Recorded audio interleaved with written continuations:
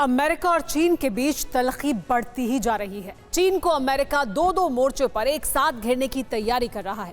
Dragon की धमकी के बावजूद अमेरिका का एक और डेलीगेशन ताइवान पहुंचा।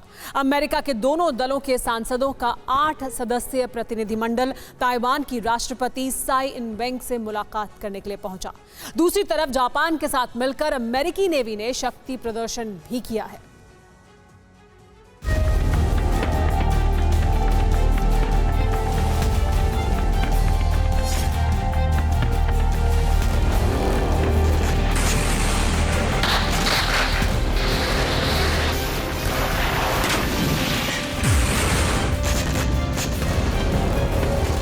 जब पूर्वी एशिया में विनाशक जंग की घंटी जोर जोर से बज रही है,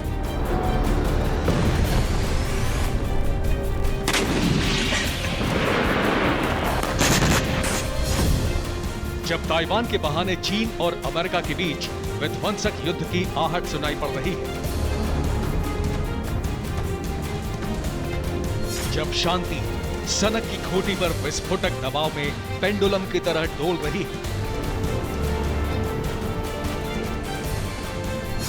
जब वैश्विक बारूदी त्रासदी की भविष्यवाणी की जा रही है, तब बारूद के ढेर पर बैठे ईस्ट एशिया से ये दो तस्वीरें आई हैं, जो शी जिनपिंग के विरुद्ध जो बाइडेन के सुपर प्लान की व्याख्या कर रही है। तस्वीरें दो हैं, देश तीन है, मकसद एक है, दुश्मन एक है।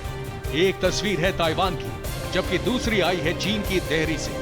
अमेरिका से एक और डेलीगेशन ताइपे पहुंचा है, ताइवान की राष्ट्रपति से मिल रहा है, तो दूसरी तरफ साउथ चाइना सी में अमेरिका ने जापान और कनाडा के साथ साथ युद्धाभ्यास किया है। दोनों का लक्ष्य एक है और वो चीन है।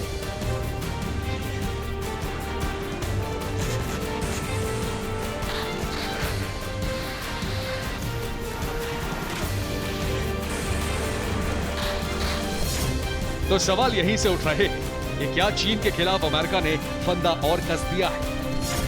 क्या अमेरिका दो दो मोर्चों पर एक साथ ड्रैगन को घेरेगा? क्या बाइडेन ने जिनपिंग को घुटनों पर लाने की आखिरी तैयारी कर ली है?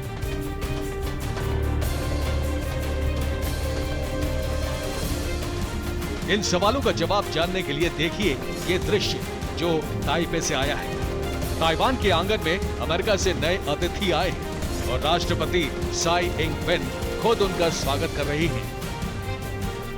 ये इस महीने का पहला और पिछले 36 दिनों में 5वां अमेरिकी डेलीगेशन है जो ताइवान पहुंचा है। अमेरिका का 8 सदस्यीय प्रतिनिधि मंडल ताइपे पहुंचा है। इस टीम का नेतृत्व अमेरिकी प्रतिनिधि सभा की सदस्य स्टेफनी मर्फी कर रही है। इस टीम में हवाई के कायली कोहले, फ्लोरिडा के स्कॉट फ्रैंकलिन, साउथ कैरोलिना के जो विल्सन, केंटकी के एंडी बर्ड, कैलिफोर्निया के डेरल इस्सा, न्यूयॉर्क की क्लाउडिया टेनी और फ्लोरिडा की ही कैट केमेक शामिल है। सुबह सुबह जैसे ही ये टीम ताइपे पहुंची, ताइवान के राष्ट्रपति से मुलाकात की। स्टेफनी मर्फी ने साफ, सरल, स्पष्ट शब्दों में कहा, ताइवान ने दिखाया है कि वह अंतर्राष्ट्रीय समुदाय का एक जिम्मेदार सदस्य है। खास तौर पर जन स्वास्थ्य से जुड़े मुद्दों पर वह अंतर्राष्ट्रीय मंचों पर भागीदारी का हकदार है। अंतर्राष्ट्रीय संगठनों में ताइवान की वृहद भागीदारी की वकालत करनी चाहिए। ताइवान की स्वतंत्रता का खुलकर समर्थन करने वाली स्टेफनी मर्फी उन अमेरिकी सीनेटर्स में से एक हैं जिन्होंने वो विधेयक पेश किया है जिसके तहत अमेरिका ताइवान की मदद करने के लिए उससे हथियार दे सकता है। ठीक उसी प्रकार से जैसे उसने यूक्रेन को हथियार दिए हैं, जिसके बाद जो बाइडेन प्रशासन ने ताइवान को $1 अरब की हथियार बिक्री की मंजूरी दी थी, जो ड्रैगन की आंखों में गड़ने लगी थी।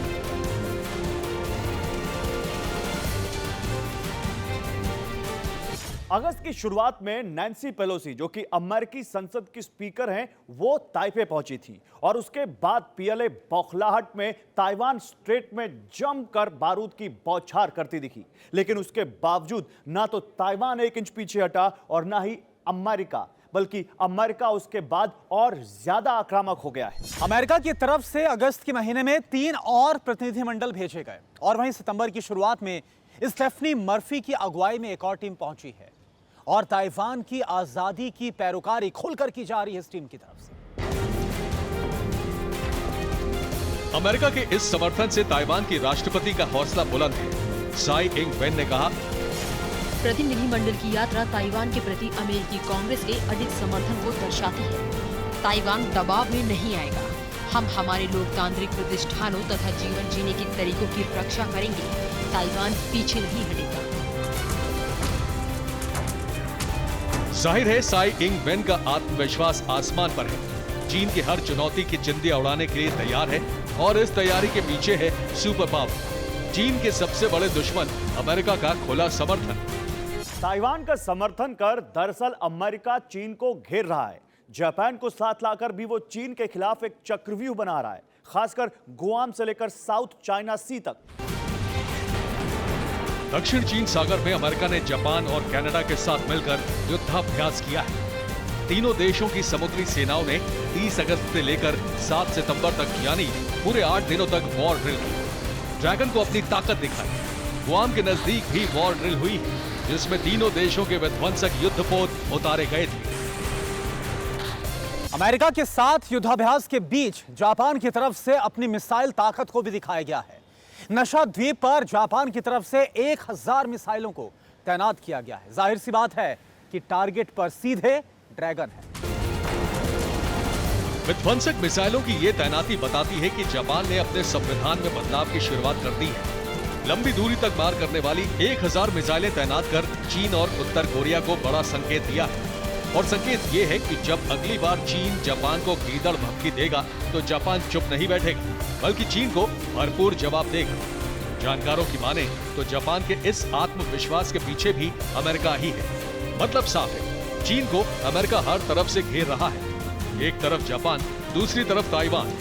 इसीलिए कहा जा रहा है कि ड्रैगन के गले में अमेरिका अपना फंदा कसता जा रहा है।